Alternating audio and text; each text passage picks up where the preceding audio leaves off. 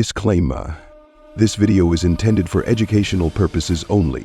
The demonstration shown is a simulation of how phishing attacks work and how attackers can create fraudulent login pages that may appear legitimate. I do not encourage or condone any malicious use of this information. The goal of this video is to raise awareness about the risks of phishing and to educate viewers on how to protect themselves online. Please do not attempt to create or use phishing sites, as this is illegal and unethical.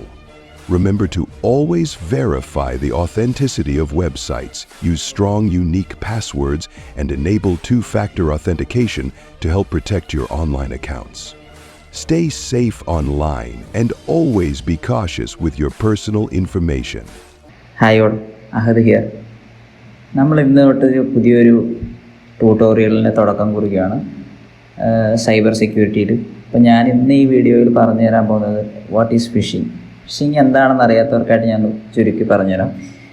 Phishing എന്ന് പറഞ്ഞാൽ ഞാനിപ്പോൾ ഒരാൾക്കൊരു link അയച്ചു കൊടുക്കുകയാണ്. ആ ലിങ്കിൽ ചിലപ്പോൾ ഉണ്ടാകുക നിങ്ങൾക്ക് ഒരു ജോബ് ഓഫറുണ്ട്, അതിൽ ക്ലിക്ക് ചെയ്തിട്ട് ആ ഒരു ഫോം ഒന്ന് ഫില്ല് ചെയ്യും, അല്ലെങ്കിൽ ആ ഒരു ലിങ്ക് ക്ലിക്ക് ചെയ്തിട്ട് നിങ്ങൾ അതിനകത്ത് വരുന്നൊരു PDF ഡൗൺലോഡ് ചെയ്ത് അതിനകത്തൊന്ന് സൈൻ ചെയ്ത് അയക്കണം, എന്നാലേ നമുക്കത് കൺഫേം ചെയ്യാൻ പറ്റത്തുള്ളൂ. ഇങ്ങനെയൊക്കെ പല രീതിയിലും ഫിഷിംഗ് ഉണ്ടാവും. ഫിഷിംഗ് തന്നെ പല ടൈപ്പിലുണ്ട്. അപ്പോൾ കുറച്ച് കോമൺ ആയിട്ട് വരുന്ന ഫിഷിംഗ് എന്ന് പറഞ്ഞാൽ ഇപ്പോൾ ഇൻസ്റ്റഗ്രാമിൻ്റെ ഒരു ക്ലോൺ സൈറ്റ് കാണും. അതുപോലെ തന്നെ ചിലപ്പം PUBG അറിയാമായിരിക്കും, PUBG കളിച്ചിട്ടുള്ളവർക്ക് അറിയാമായിരിക്കും.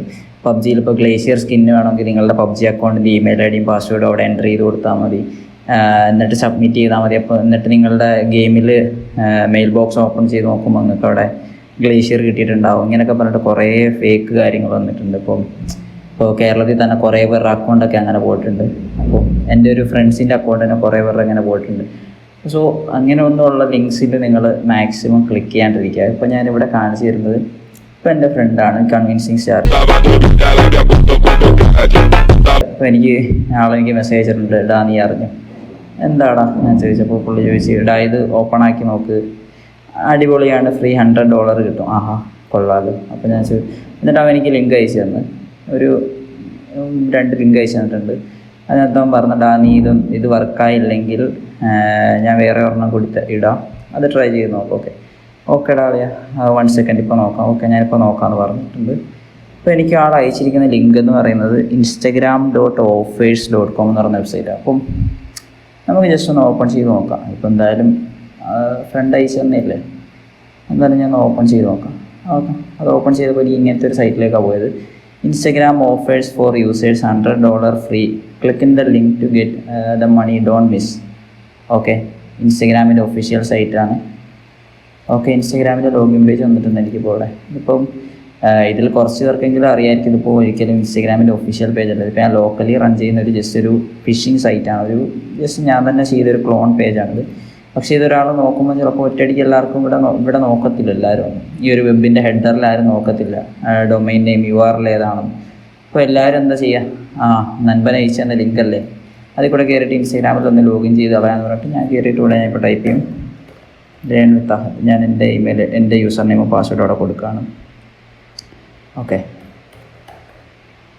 ഞാൻ ഇനി ഒന്ന് ലോഗിൻ ചെയ്ത് നോക്കാം, എന്താ സംഭവിക്കുന്നത് നോക്കാം. ഇപ്പോൾ ഇവിടെ ലോഗിൻ ചെയ്തിട്ടുണ്ടത്. എനിക്കിപ്പം ഇൻസ്റ്റഗ്രാമിൻ്റെ നോക്കിയാൽ കാണാം, ഇൻസ്റ്റഗ്രാമിൻ്റെ ഒഫീഷ്യൽ സൈറ്റിലേക്ക് ഇന്നെ റീഡയറക്റ്റ് ചെയ്തിട്ടുണ്ട്, ലോഗിൻ ആയിട്ടുണ്ട്. ഇപ്പം നിങ്ങൾക്ക് നോക്കിയാൽ കാണാം ഇൻസ്റ്റഗ്രാം തന്നെയാണ്, ഒരു കള്ളത്തരമൊന്നുമില്ല, ഇൻസ്റ്റഗ്രാമിൽ തന്നെ വന്നിട്ടുണ്ട്.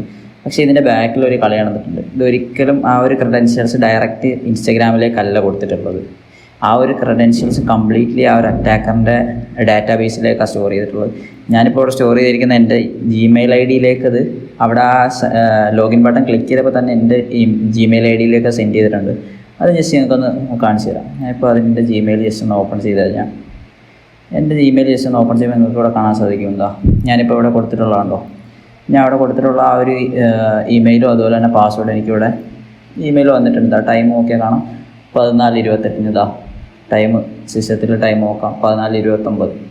ഓക്കെ 1 മിനിറ്റ് മുന്നേ എനിക്കത് എൻ്റെ ഇമെയിലിലേക്ക് വന്നിട്ടുണ്ട്. അപ്പോൾ ഇതാണ് ഫിഷിങ്ങിൻ്റെ ഒരു കോമൺ ആയിട്ടുള്ള ഒരു പരിപാടി. കൂടുതലും ആളുകൾ ഇപ്പോൾ ഇവിടെ ചെയ്തു വരുന്നത് ഇങ്ങനെയാണ്. അപ്പോൾ ലോഗിൻ ചെയ്യുമ്പോൾ തന്നെ എന്താ എനിക്കത് വരും, എന്നാൽ അത് ആ ഒരു ഫങ്ഷനാലിറ്റി അവിടെ വർക്കായി കഴിഞ്ഞാൽ അടുത്ത് തന്നെ അവരൊരു പുതിയൊരു ഫംഗ്ഷനെ കോൾ ചെയ്യും. ആ ഒരു ഫംഗ്ഷൻ എന്ത് ചെയ്യും, നമ്മൾ നേരെ ഇൻസ്റ്റഗ്രാമിൻ്റെ ഒഫീഷ്യൽ പേജിലേക്ക് റീഡയറക്റ്റ് ചെയ്യും. ജാവാസ്ക്രിപ്റ്റ് അറിയാവുന്ന ഏതൊരാൾക്കും അത് ചെയ്യാൻ ഈസി ആയിട്ട് ചെയ്യാവുന്നേ ഉള്ളൂ. സോ ഇത് കണ്ടിട്ട് നിങ്ങളാരും ഇത് അനുകരിക്കാതിരിക്കുക. ഞാൻ ജസ്റ്റ് ഇതൊരു എഡ്യൂക്കേഷണൽ പർപ്പസിന് വേണ്ടി മാത്രമാണ് ഇത് കാണിച്ചു തരുന്നത്. അപ്പം ഇങ്ങനെ ചെയ്യുമ്പോൾ എന്താ ആർക്കും സസ് അടിക്കില്ല. ഇത് നേരെ എന്ത് പറ്റി, ഇൻസ്റ്റഗ്രാമിൻ്റെ ഒഫീഷ്യൽ സൈറ്റിലേക്ക് പോയി. പക്ഷേ അവിടെ എന്താ നടന്നത്, ശരിക്കും എന്താ അവിടെ നടന്നത്, എനിക്ക് ആ ഒരു ഇമെയിൽ ഐ ഡിയും പാസ്വേഡ് എന്താ എനിക്ക് കിട്ടി. പക്ഷേ ആൾ നോക്കുമ്പോൾ എന്താ ആൾ ഇൻസ്റ്റഗ്രാമിൽ പോയിട്ടുണ്ട്, കുഴപ്പമൊന്നുമില്ല. ഓക്കെ, അപ്പോൾ ഇതാണ് ഒന്നാമത്തെ കാര്യം. ഇനി നമുക്ക് അവനൊരു വേറെ ലിങ്കും കൂടെ അയച്ചിട്ടുണ്ടായിരുന്നല്ലോ.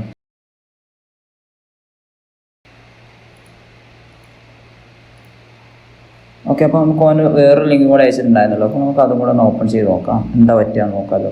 അപ്പം ഞാൻ അതിനകത്ത് എന്താ ഉള്ളതെന്ന് നോക്കി നോക്കാം. ഓക്കെ, ഞാനിപ്പോൾ ഇതിലേക്ക് പോയി. ഇതിലെനിക്ക് പ്രത്യേകിച്ച് ഒന്നും കാണുന്നില്ല. പക്ഷെ എൻ്റെ ക്യാമറയുടെ ആക്സസ് ഈ ഒരു സൈറ്റ് എടുക്കുന്നുണ്ട്. ടോപ്പിൽ നിങ്ങൾക്ക് നോക്കിയാൽ കാണാം, this tab is using your camera, memory usage 48.7 MB. അതായത് ഇപ്പം എല്ലാവരും ഇത് നോട്ടീസ് ചെയ്തൊന്നും വരില്ല. ഒരു നോർമലായിട്ടൊരു മൊബൈലിലൊക്കെ യൂസ് ചെയ്യുന്നവരാണെങ്കിൽ കൂടുതൽ ഈ ഒരു ഭാഗത്ത് ഇങ്ങനെയൊന്നും ഉണ്ടാവില്ല മൊബൈലിൽ.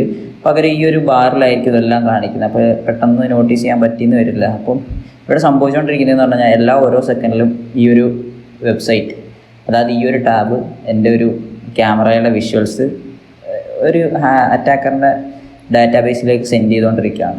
പ്രത്യേകിച്ച് ഇവിടെ ഒന്നും കാണില്ല, ജസ്റ്റ് ഒരു വൈറ്റ് സ്ക്രീനാണ്. ഓക്കെ, നമുക്കത് ചെന്നിട്ടുണ്ടോ എന്ന് നോക്കാം. എന്താണ് അറ്റാക്കറിൻ്റെ സൈഡിലേക്ക് നമ്മുടെ ഈ ഒരു വെബ്സൈറ്റ് അയച്ചു കൊടുത്തിട്ടുള്ളത് നമുക്ക് നോക്കി നോക്കാം. ഓക്കെ, അപ്പോൾ നിങ്ങൾക്കിവിടെ നോക്കിയാൽ കാണാൻ സാധിക്കും. ഇപ്പോൾ ഒരു ഏകദേശം 1, 2, 3, 4, 5, 6 ഏകദേശം 6 ഫോട്ടോസോളം ഈ ഒരു ഫയർ സ്റ്റോറിലേക്ക് ആ ഒരു വെബ്സൈറ്റ് അയച്ചിട്ടുണ്ട് എൻ്റെ. ഇതിപ്പോൾ ഇവിടെ ജസ്റ്റ് ഓപ്പൺ ചെയ്യുമ്പോൾ കാണാൻ സാധിക്കും, കണ്ടോ. എൻ്റെ ആ ഒരു ലാപ്പിൻ്റെ ഫ്രണ്ട് ക്യാം യൂസ് ചെയ്തെടുത്ത ഫോട്ടോസാണ് ഇതെല്ലാം. ഓക്കെ, നമ്മളിനി ലാപ്പിനൊക്കെ എത്ര സെക്യൂരിറ്റി ഉണ്ടെന്ന് പറഞ്ഞു കഴിഞ്ഞാലും ഇതിപ്പോൾ വെബ്സൈറ്റിൽ ഞാൻ ഓൾറെഡി ഡീഫോൾട്ടായിട്ട് എൻ്റെ ക്യാമറ അലോ ചെയ്തിട്ടിരിക്കുന്നതുകൊണ്ടാണ് ഇങ്ങനെ ഫോട്ടോ എടുത്തത്.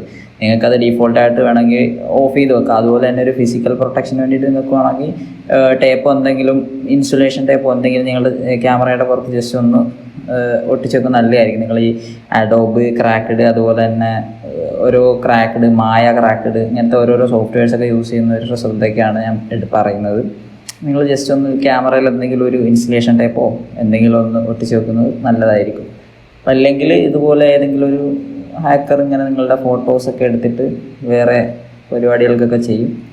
സോ അതുകൊണ്ട് നമ്മളെപ്പോഴും അവെയറായിരിക്കുക.